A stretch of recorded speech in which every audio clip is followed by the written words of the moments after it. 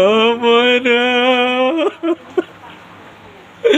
আমার কলিজার ময়না গরে, আমার চোখের মনি গয়।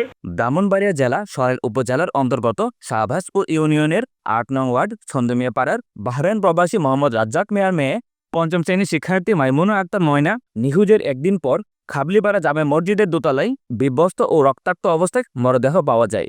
পরদিন তার বাবা রাজ্জাক মিয়া তার আদরের মেয়েকে শেষবারের মতো দেখতে এবং চিরবিদায় জানাতে প্রবাস থেকে ছুটে আসে তার গ্রামের বাড়িতে। আব্বাজি তো তুমি উঠোনে গেলে গিয়া আব্বাজি।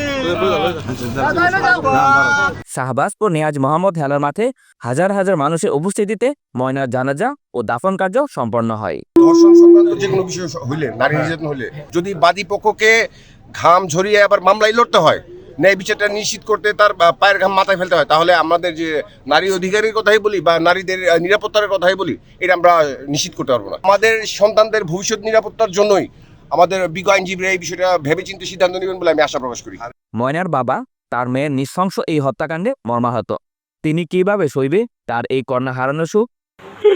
ও ময়না, আমার কলিজার ময়না গরে, আমার চোখের মনি গয়।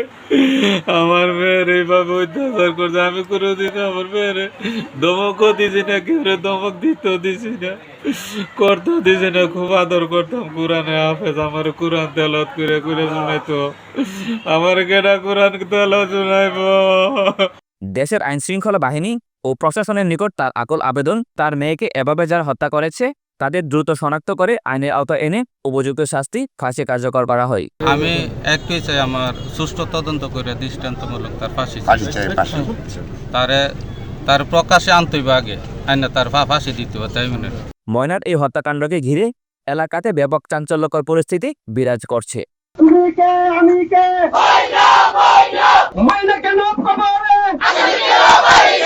এদিকে বিচারের দাবিতে ব্রাহ্মণবাড়িয়া বিশ্বর মোড় চত্বরে ছাত্র জনতা মানববন্ধন ও শাহবাজপুর ইউনিয়নের সর্বস্তরের জনগণের পক্ষ থেকে মানববন্ধন করা হয়।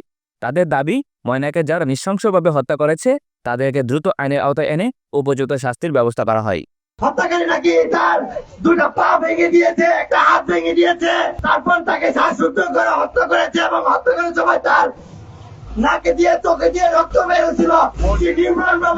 তাকে হত্যা করেছে, তার পরনের পায়জামা খুলে তাকে গলায় ফাঁস দিয়ে রেখে চলে যায়। মাইমুনা আক্তার ময়না হত্যার নির্দিষ্ট আসামি যতক্ষণ পর্যন্ত না বের হবে ততক্ষণ পর্যন্ত আমরা আন্দোলন চালিয়ে যাব।